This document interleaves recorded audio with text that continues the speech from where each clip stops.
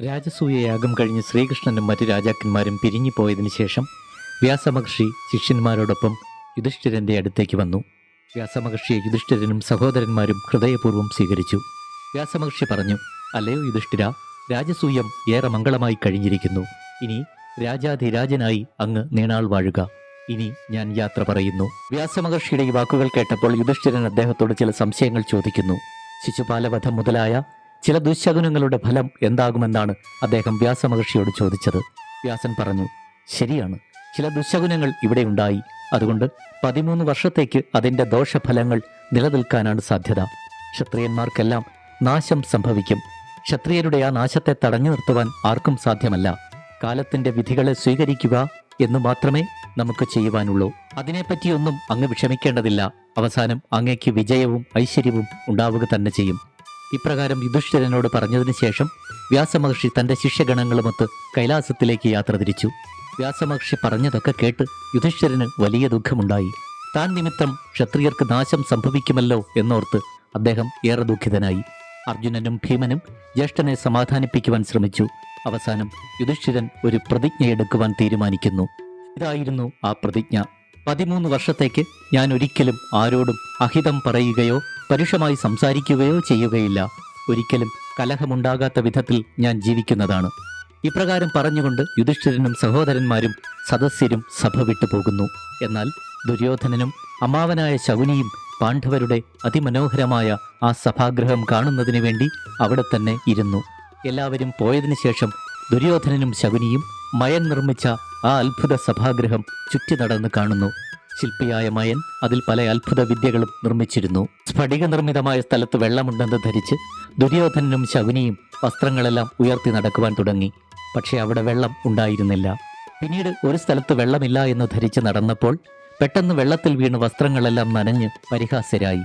അതുകൊണ്ട് ഭീമനും ദ്രൗപദിയുമെല്ലാം പൊട്ടിച്ചിരിച്ചു. പിന്നീട് വസ്ത്രങ്ങളെല്ലാം മാറ്റി പുറത്തേക്ക് പോകുവാൻ തുടങ്ങിയപ്പോൾ വാതിലില്ലാത്ത സ്ഥലത്ത് ചെന്ന് തലമുട്ടി തിരിച്ചു പോരേണ്ടി വന്നു. തുറന്നിട്ട വാതിൽ കണ്ട് അത് അടച്ചിരിക്കുന്നു എന്ന് ധരിച്ച് മടങ്ങിപ്പോന്നു. അങ്ങനെ പല അബദ്ധങ്ങളും അവിടെ ദുര്യോധനന് സംഭവിച്ചു. പാണ്ഡവരുടെ പരിഹാസമേറ്റ് ദുര്യോധനന് ലജ്ജയും അമർഷവും ഉണ്ടായി. ദുര്യോധനന്റെ മനസ്സിൽ പക ആളിക്കത്തുന്നു. ദുര്യോധനൻ ഹസ്തിനപുരിയിലേക്ക് മടങ്ങി വരുന്ന വഴിയിലും ഹസ്തിനപുരിയിലെത്തിയതിനു ശേഷവും ദുര്യോധനന്റെ മനസ്സിൽ ഒറ്റ ചിന്തയേ ഉണ്ടായിരുന്നുള്ളൂ: പാണ്ഡവരോട് എങ്ങനെയും പകരം വീട്ടണം.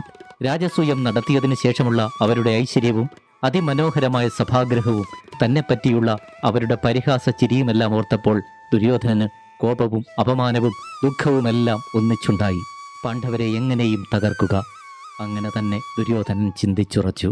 ശകുനി ദുര്യോധനനോട് പറഞ്ഞു, ദുര്യോധന, പാണ്ഡവർക്കിപ്പോൾ നല്ല കാലമാണ്. അതുകൊണ്ടാണല്ലോ അവർക്ക് ഐശ്വര്യമെല്ലാം ഉണ്ടാകുന്നത്. പാഞ്ചാല രാജാവും ശ്രീകൃഷ്ണനും അവർക്ക് സഹായത്തിനുണ്ട്. അതുമാത്രമല്ല, അർജുനൻ പല ദിവ്യാസ്ത്രങ്ങളും നേടി രാജ്യം മുഴുവൻ അവരുടെ അധീനതയിലായി. പക്ഷെ അതോർത്തൊന്നും ദുര്യോധന, നീ പരിഭ്രമിക്കേണ്ട. നിനക്ക് സഹായത്തിനായി നിന്റെ അനുജന്മാരില്ലേ? ദ്രോണനും കർണനും കൃപനും പിന്നെ ഈ ഞാനുമെല്ലാം നിന്നെ സഹായിക്കുവാൻ സന്നദ്ധരായി എപ്പോഴുമുണ്ട്. ആ നിലയ്ക്ക് നിനക്കും ഐശ്വര്യവും ജീവിത വിജയവും കൈവരും എന്നതിൽ തർക്കമില്ല. ദുര്യോധന, നീ കാത്തിരിക്കൂ. ശകുനിയുടെ ഈ വാക്കുകൾ കേട്ട് ദുര്യോധനന് ഏറെ സന്തോഷമായി. ദുര്യോധനൻ പറഞ്ഞു, അമ്മാവനും മറ്റു വീരന്മാരുമൊക്കെ എൻ്റെ ഒപ്പമുള്ളപ്പോൾ ഞാൻ എന്തിനു പരിഭ്രമിക്കണം? നമുക്കിപ്പോൾ തന്നെ പാണ്ഡവരെ ജയിക്കാമല്ലോ. അങ്ങനെ ഈ രാജ്യം മുഴുവൻ എൻ്റേതാകില്ലേ? ദുര്യോധനന്റെ അതിരുകടന്ന ഈ ആത്മവിശ്വാസം കണ്ട് ശകുനി പറഞ്ഞു, ദുര്യോധന, അതത്ര എളുപ്പമാണെന്ന് നീ വിചാരിക്കരുത്. പാണ്ഡവർ അജയ്യരാണ്. അതുമാത്രമല്ല, ശ്രീകൃഷ്ണൻ അവർക്കൊപ്പമുള്ളതാണ് പാണ്ഡവരുടെ ഏറ്റവും വലിയ ശക്തി. അതുകൊണ്ട് യുദ്ധത്തിൽ അവരെ ജയിക്കുക എന്നത് അത്ര എളുപ്പമല്ല. പക്ഷേ വിഷമം കൂടാതെ പാണ്ഡവരെ ജയിക്കുവാൻ മറ്റൊരു മാർഗമുണ്ട്. അതിഗൂഢമായ പുഞ്ചിരിയോടെ ശകുനി ഇത് ദുര്യോധനനോട് പറഞ്ഞു. യുദ്ധം ചെയ്യാതെ എങ്ങനെയാണ് പാണ്ഡവരെ പരാജയപ്പെടുത്തുന്നത്? ആകാംക്ഷയോടെ ദുര്യോധനൻ ശകുനിയോട് ചോദിക്കുന്നു. ശകുനി ചിരിച്ചുകൊണ്ട് ദുര്യോധനനോട് മറുപടി പറഞ്ഞു, ദുര്യോധന, യുധിഷ്ഠിരൻ ചൂതുകളിയിൽ വലിയ ഭ്രമമുള്ളവനാണ്. എന്നാൽ ചൂതുകളിക്കുവാൻ അത്രയൊന്നും അറിയില്ല താനും. ഞാൻ ചൂതുകളിയിൽ വിദഗ്ധനാണെന്ന് നിനക്കറിയാമല്ലോ. എന്നെ ചൂതുകളിയിൽ പരാജയപ്പെടുത്തുവാൻ ആർക്കും സാധ്യമല്ല. അതുകൊണ്ട് യുധിഷ്ഠിരനെ ചൂതുകളിക്കാൻ വിളിക്കുക. ആ ചൂതുകളിയിൽ അവരെ ഞാൻ പരാജയപ്പെടുത്താം. അങ്ങനെ പാണ്ഡവരുടെ രാജ്യവും ഐശ്വര്യവുമെല്ലാം നിനക്ക് ഞാൻ നേടിയെടുത്തു തരും. പക്ഷേ ഒന്നുണ്ട്, ചൂതുകളിക്കുവാനുള്ള അനുവാദം നിന്റെ അച്ഛനായ ധൃതരാഷ്ട്രർ സമ്മതിക്കണം. അദ്ദേഹം അത് സമ്മതിക്കുകയാണെങ്കിൽ നിന്റെ എല്ലാ ആഗ്രഹവും സാധിക്കും. അത് തീർച്ച. ആ മായാസഭയിലിരുന്ന് നീ രാജ്യം ഭരിക്കും. ശകുനിയുടെ ഈ വാക്കുകൾ കേട്ടപ്പോൾ ദുര്യോധനന് ഏറെ സന്തോഷമായി. അച്ഛനോട് എങ്ങനെയെങ്കിലും ചൂത് കളിക്കുവാൻ അനുവാദം വാങ്ങണം. ധൃതരാഷ്ട്രരുടെ അനുവാദം നേടിയെടുക്കുവാൻ ദുര്യോധനൻ ശകുനിയെ തന്നെ നിയോഗിക്കുന്നു. ദുര്യോധനന്റെ നിർദ്ദേശപ്രകാരം ശകുനി ധൃതരാഷ്ട്രരുടെ അരികിലെത്തി. ദുര്യോധനന്റെ മനോവേദനയെപ്പറ്റി ആദ്യം പറഞ്ഞു തുടങ്ങി. സ്വന്തം മകൻ ഇപ്രകാരം ദുഃഖിക്കുമ്പോൾ പിതാവായ അങ്ങ് അത് ശ്രദ്ധിക്കാത്തതിൽ അദ്ദേഹത്തെ കുറ്റപ്പെടുത്തുകയും ചെയ്തു. ധൃതരാഷ്ട്രരുടെ പുത്രസ്നേഹം അറിഞ്ഞുകൊണ്ട് തന്നെ കൗശലത്തോടെ സംസാരിക്കുകയാണ് ശകുനി.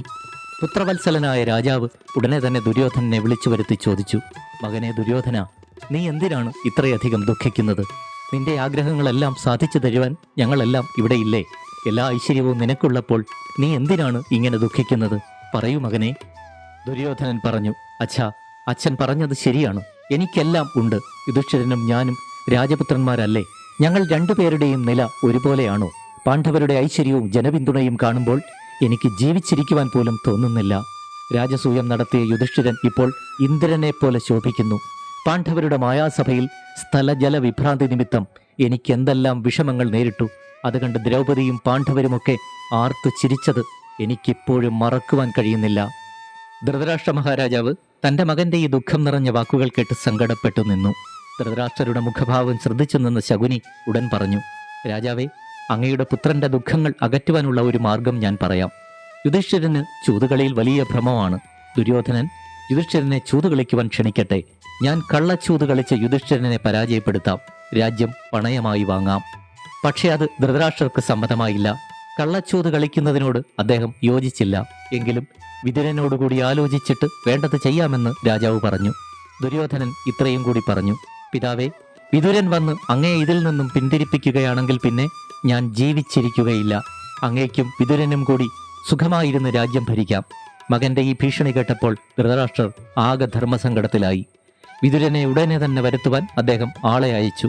വിതുരൻ എന്താണ് പറയുന്നത് എന്ന ഉത്കണ്ഠയോടെ ദുര്യോധനനും ശകുനിയും നിന്നു.